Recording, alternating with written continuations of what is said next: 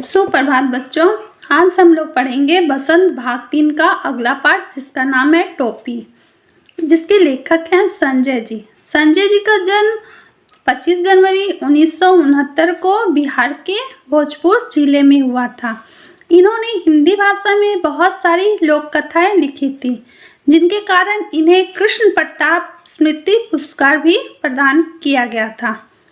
इस कहानी के माध्यम से लेखक यह बताना चाहते हैं कि यदि हम किसी व्यक्ति से कुछ काम करवाते हैं तो हमें उस काम की कीमत देनी चाहिए। अगर हम उस व्यक्ति से उस काम को करवाते हैं और उसकी हम कीमत नहीं देते हैं तो उस काम में सुंदरता नहीं आती है। इस कहानी के बारे में जो मुख्य पात्र हैं वो हैं गौरैया और राजा, और बाकी सारे पात्र जो हैं वो इस कहानी को आगे ले जाने के लिए काम करते हैं। तो हम लोग आज ये कहानी जानेंगे। इस कहानी का सार इस तरह से है। एक गौरैया और एक गौरा या नर गौरैया थे। दोनों एक दूसरे को बहुत चाहते थे। एक दिन दोनों में मनुष्य के द्वारा कपड़े पहनने में बहस छिड़ गई। गौरैया कपड़ों को सुंदरता और मौसम की मार से बचने का साधन मानती थी, जबकि गौरा इसका विरोध कर रहा था। उसके अनुसार कपड़ों में सुगंध काया नहीं दिखाई देती थी और मौसम की मार को झेलने की ताकत भी चली जाती थी। गौरैया को आदमी के सिर की टोपी भा गई। उसने टोपी पाने की जिद ठान ली। अगले दिन गौरैया को रुई का फाहा मिल गया तो वह खुश उठी। वह उसे टोपी का जुगाड़ समझने लगी। जब गौरैया को टोपी पाने की जिद आ गई तो उससे क्या हुआ, एक दिन उसे रुई का फाहा यानी रुई का टुकड़ा मिला। तो उसने समझा कि ये रुई के टुकड़े से टोपी बन जाएगी। तो वो रुई का फाहा को लेके धुनाई वाले के पास गई और रुई के फाहे को धुनने की प्रार्थना करने लगी। धुनिया ने कहा कि उसे राजा ने के लिए रजाई बनानी है। मैं मुफ्त में रुई नहीं धुनता। इस प्रकार गौरैया ने कहा, तुम रुई का आधा हिस्सा ले लेना। यह प्रस्ताव सुन के दुनिया तुरंत तैयार हो गया। फिर गौरैया एक कोरी के पास धुनी हुई रुई से सूत कतवाने के लिए गए। उसने भी राजा की अचकन के लिए सूत काटने की बात कही। गौरैया ने उसे भी आधा सूत अपने पास रखने के लिए कहा। वह भी मान गया और उसने उससे क्या किया, काफ़ी महीन और लच्छेदार सूत काट दिया। फिर इसी शर्त पर वह बुनकर के पास भी कपड़ा बुनवा लिया। उसे भी आधा कपड़ा अपने पास रख लिया। अब गौरैया और गौरे को कपड़े को लेके दर्जी के पास गए। दर्जी के पास पहुंचे तो पहले दर्जी ने उन्हें कपड़ा सिलने से मना कर दिया, टोपी सिलने से।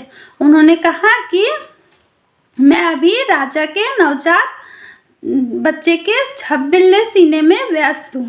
पर गौरैया ने उसे भी एक टोपी अपने पास रखने का लालच दिया। उसने दर्जी के मन तब क्या किया, दर्जी ने अपने मन से 2 टोपियां सिल दी। खुश होकर गौरैया ने उसे एक टोपी दे दी।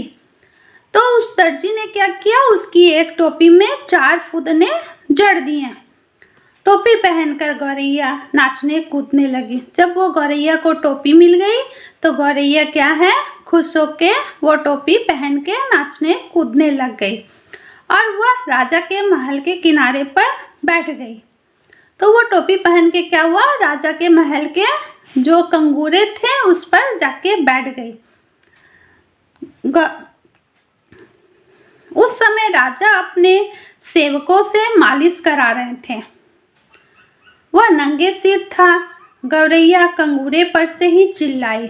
जब वो राजा के कंगूरे पर गई तो उन्होंने देखा कि राजा जो है नंगे सिर है और उस समय वह अपने सैनिकों से मालिश करा रहे थे। तो वो वहीं से चिल्लाई कंगूरे पर से, मेरे सिर पर टोपी, राजा के सिर पर टोपी नहीं। तो गौरैया वहाँ से जोर जोर से चिल्लाई, मेरे सिर पर टोपी, राजा के सिर पे टोपी नहीं। यह सुनकर राजा ने दोनों हाथों से सिर को ढक लिया। जब राजा ने गौरैया की यह बात सुनी तो उसने क्या किया, अपने दोनों हाथों से सिर को ढक लिया।